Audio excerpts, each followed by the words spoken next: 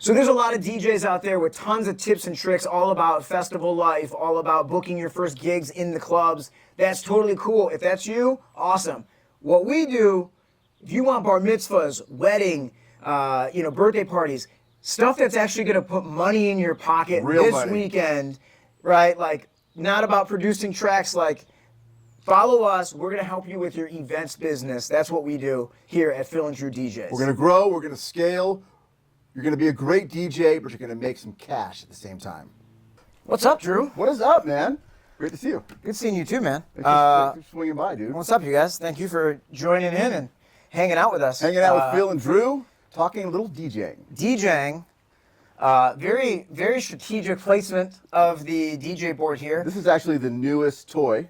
This is the FLX10. I don't know if you've had a chance to mess around with this yet. I don't think I have. But it has got some cool features on it. Maybe we can talk about that or just know it's there. You know what my favorite feature is? Whenever, like, I work in TV, and so I'm always like, when I watch TV shows or movies, I'm always like dialed in on like, is things real or what's going on? And I always love whenever there's a DJ in a movie or on a TV show, and none of the cables are plugged in. Over jacks. Yeah. Oh, yeah. I love that. And it's always that face. Yeah. Or it's just this. The knob. Well, that's, there's a bit of that that's actually real DJ. So I actually used to work at Guitar Center. The most stolen item out of Guitar Center are all of, not even just knobs, anything that they can take, people would steal all the time. So. Well, I can't tell you how many I've lost over the years. Oh, I might have stolen a couple. But it's all right. No. I used to, so how is this one? How do you like this guy? I love it. Yeah, it's got a ton of features on it. I mean, some of the vocal stuff that you do, like, that's native in Serato now. Yeah. There's all these effects. Right. I don't use half of them, right? There's so many capabilities that I don't fully capable. Like, what do you find is the most useful? I like to do the echo out a lot because it will, if I'm moving from 128 to like 95 beats per minute, that's a great little effect. Or if I want to like increase my pitch in the middle of a song, I'll hit the echo effect, increase the pitch, and people are paying attention to the echo and they're not really.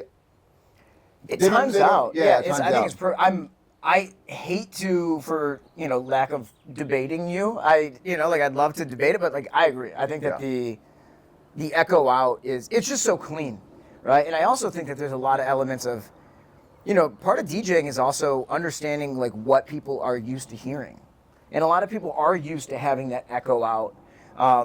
I think a lot of times I actually get. A problem I have is I try to mix too much. And I think that there's a lot of times where I may not play the banger that I should be playing because I'm mixing in my zone. And I think that there's times where like I probably would benefit more from not being such a like, you got to beat match, you got to beat match, you got to beat match. And just being like about the process. Yeah, and if I were just like, no, what is the absolute best next song? Yeah. Not what's the next best song in my range that I can make sound cool, because regardless of how important we think we are as DJs, like most people aren't paying attention. Yeah. Like they just want to have a good time, they want to do their thing. Right. What do you think is the most annoyingly used effect or tactic when mixing? That's a great question. The most annoyingly used. I don't know. What do you think it is? I'll catch some haters for it, but like, I don't care about wordplay. I do not care about when people are like matching like, don't stop. Oh. Don't stop. Yeah. And then it needs to go into another song that's saying don't. I don't think people care. And it's also, I think, a lot of times I think we're trying to do too much. Right? I think people, it's like we said earlier, just get to the next best song. Here's a question for you, because we just saw this in a TikTok video recently. DJ was saying like one of the biggest mistakes DJs make is mixing out of key. What's your take on that? I just don't think it's that important. Yeah. Like I think, look, we dabble in both worlds. We do clubs, we do bars, we also do private events, right? Where we between the two of us, we DJ a lot. I'll DJ a funeral if you pay me enough. But it is, I think for the vast majority of time, like most people aren't going to notice if you're mixing in key or not. Yeah. I like to mix in key if I'm putting together a club set or if I'm going to put a mix together, and a lot of times I'll use it to help me find songs that are matching that my brain might have not naturally gone to. So I won't say that there's not value in mixing in key. There obviously is, and it's a great tool. But if you're doing weddings and bar mitzvahs and birthday parties and in corporate gigs, a lot of people aren't going to notice. And also, mixing in key is extremely important if you're doing very long mixes, right? If you're doing a 16 bar, a 32 bar, if you're trying to take one aspect of a song and mix it with another, and you're trying to layer 4 tracks, then yeah, it can be that weird thing that people don't understand. You feel the energy drop. Exactly. Yeah. But for the most part, mixing in key, like private events, people are just, they're not going to notice. We notice. I noticed the other night. I had a great set going. I mixed out of key. It was probably 3 or 4 steps away. Yeah. And they'll get into it, and it was a noticeable drop. So you felt it? I felt it. Okay. And they're like, but I ramped them back up, and we moved on. Yeah, I think that, now I will say, I mean, the one cool thing that, I think what's cool about mixing in key, especially if you're using, and I forget what even some of the software programs are but like using the Camelot wheel that matches everything. Sure. I think the cool thing is sometimes it's allowed me to make leaps that from cross genres that I wouldn't have thought of. Okay. Right? So like I might be doing, maybe I'm doing a 95 to 110, and I'm in that zone, and I'm doing more like poppy or like kind of like old school hip hop, right? I'm in the Usher, I'm in that stuff, and then I want to throw a rock track or like an alternative rock track, or do like a Blink-182 style something, and there's something about being able to find that like the two E minor songs, or the songs that are in that zone on the Camelot wheel that can like come together. Does it come to? Am I overthinking it? Is it like just makes me feel better about doing these? Like, I don't know if it actually really is that much better. I don't know if people really notice, but I think sometimes it gives me a little bit of a different guide. And sometimes if I'm like, we all have those moments when the timer is running out and you're like, I got to find a song real quick. Yeah. And it's like, I'll go and I'll be like, all right, I'm looking through my BPM, anything there. And sometimes every now and again, I will sort by key. And then see what's there. Yeah. And then, especially if I know if I can utilize, or if I'm just running out of time and I need to utilize like that echo out. If I am at a song that is, if I'm at a 5A, and then, all right, I find a 5A, here's a different 5A, it just makes me feel better. Sure. Whether anyone notices or not, I don't know. Like, yeah, I did that. Yeah, exactly. Yeah, it sounded great and everyone loved it. Yeah. Okay, question. Yeah. You're mixing in and out of the chorus. Are you pre-bridge or post-bridge? Oh, man, I don't care. I think a lot of times... so no hard, fast rule for you? I don't think so. Like, I think a lot of it is knowing... Like, I will say the one thing that I've started to do a lot more... So, when when you look at things like bar bangers or any of the tracks, when they're adding that extra 8 for you, and it's going to come in right on the verse, right? Right. I think I got into a habit for a long time of where it was like, oh, you use that, right? You're going to use that, whether you use them, you're going to fly. Outside West Hills. Yeah, summertime. It's nice out here though. But whether or not you're going to use that, the full 8 count or the 4, whatever it is, like I got really accustomed to coming in on the beginning of the song, right when it does. And the thing that I've started to do now is like, especially, dude, we have so much music. I'm never gonna. I don't know. Don't save tracks. You're not gonna run out of music in the course of a night. So like, I think for me is like sometimes I will just go to like, what's the part of the song that people want to hear? So rather than needing to play that, like I forget. Oh man, some of the songs that like there's a lot of Calvin Harris stuff that like has the long verse that's more of a pop track and then it gets into the EDM. Right. I'll go like right to the build.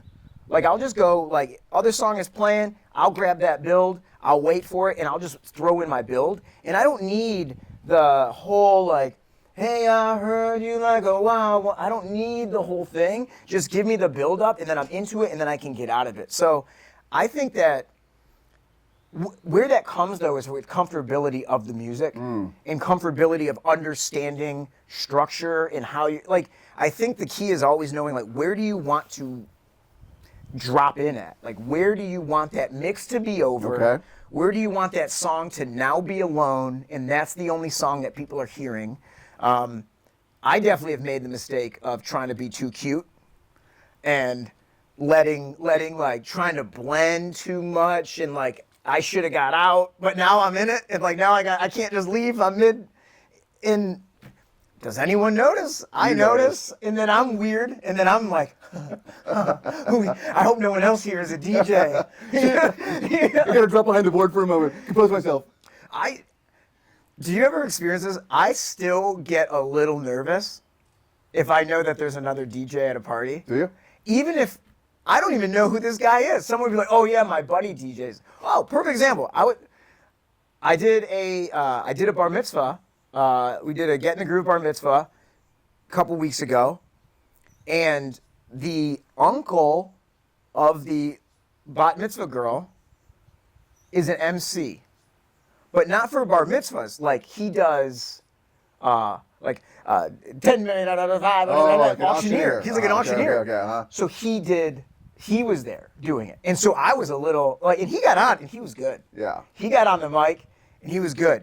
And I was a little bit like, oh man, like now I gotta check myself. Exactly right. And it's like, and the event went fine, but it's funny to still get those moments of like having been a DJ for DJ MC for 20 years to still have those moments where you're like, I still just want to do good, man. I still want to do good. I've had a couple parties where a guest will come up and ask to step behind the board, and I'll do it, trepidatiously. Yeah. And sometimes I'm like, dude, get out of here. Yeah. And other times I'm like, damn. This kid's got skills. Yeah. I still always remember. Do you remember any time that you got put on some music that you didn't know about? From like somebody was like, hey, do you have this? And you're like, no, I don't know what that is. And then you play it and you're like, oh, this is fire. Oh, yeah, it happens a lot. Okay. Yeah. So it's not just me. Yeah. And this is hilarious for as much as I love dance music. I was DJing a bar mitzvah, and some kid walked up and was like, yo, bro, can you play Skrillex? And I had no idea what it was. It was early Skrillex days. And I, oddly enough, had like 2 or 3 of these songs and played it. And these kids went nuts. Now, that's all I listen to is like bro step, dub step, hardcore stuff. And I'm at the gym lifting, blah, blah, blah. But it was just so funny. They were like, can you play Skrillex? And I'm like, I don't know this. What is this? What is this crap? I don't know what these young kids know. But what is something, and we might need to take a second on this, but is there anything that you feel like was a great piece of advice that you got early on in DJing? In terms of like the actual skill of DJing or running a business? Let's talk about DJing at first, and then we'll talk about business. I think one of the best pieces of advice I got, and I didn't know this when I first started because I didn't take a DJ course. This was all just like someone Trial put me by behind fire. Trial by fire. Someone put me behind the board and they're like, "Go." Was mixing in and out of chorus.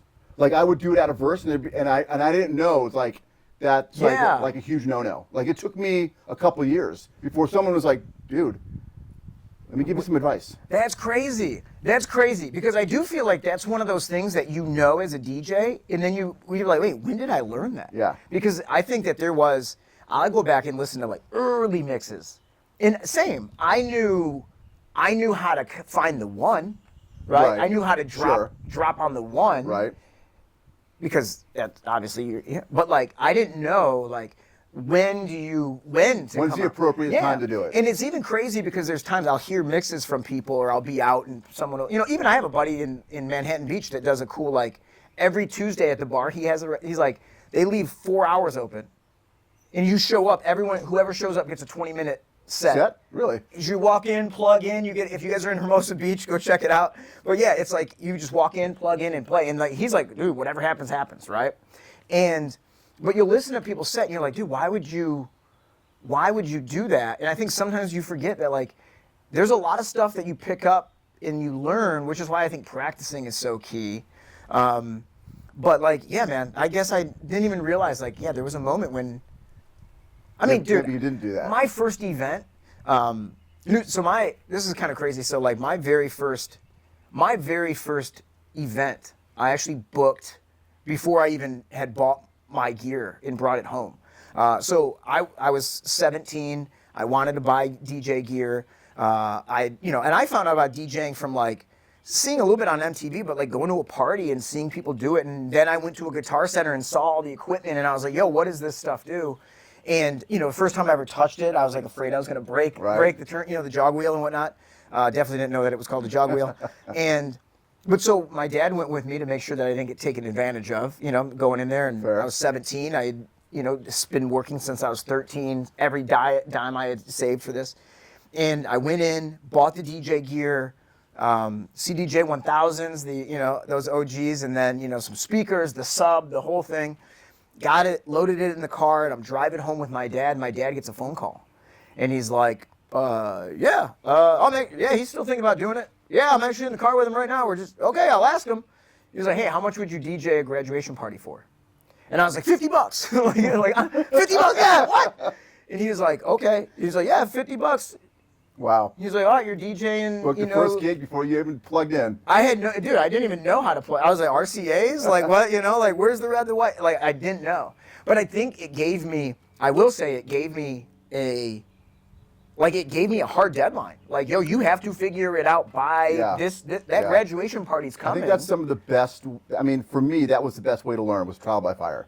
Because, as I mentioned before, like I never had any formal training. I worked for a guy, he said, here's 5 gigs this week, go. And I figured it out in front of a live audience, and I made a ton of mistakes, but by the end of that 5th gig, I was like, I think I'm on to something. Yeah. Right? And that something turned into a little bit more and a little bit more, fast forward a year, and I was like, I know how to work the audience, I know how to beat mix, and I can sustain a 4-hour gig. Man, no problem. That's crazy. I've heard stories of people being like, yeah, I was at my first gig helping a guy, and he it was time to do announcements, and then he just disappeared, and then I had to grab the mic and do the announcement. But I've never heard of here's these gigs. I got a whole bunch of gigs. You're on 5 of these. Go. That's wild. Yeah. That's actually crazy because that's props to him because that does speak to, a lot of DJs as they've already grown and they're building and they're starting to book out more and more and more, and they have events to start and it's so hard for a lot of guys you've been working on your craft, you've built your style, you know who you are, you know what your brand is. It's hard to hire those people or to trust somebody else on your event. How was that process for you when you finally went from okay, I'm, DJ Drew doing my thing all the time, to now I'm getting other events that I need to start building a team. What was that process like for releasing some of that, I don't know what the word is, just having that, wanting to hold it so tight? Yeah, I think, coming from that school of thought, it was that trial by fire. It's I'm going to allow you the opportunity to make mistakes in low stakes situations. I use that same philosophy. So I would book parties, and sometimes I would have these guys shadow me for 1 or 2 gigs. Then I would just kind of put them out there, and maybe I'd hang out in the back. And if they went astray, I'd course correct. I'd kind of let them do their thing, because you're going to learn when there are 200 eyes on you. You're gonna remember that mistake, and you're not going to make it the next time.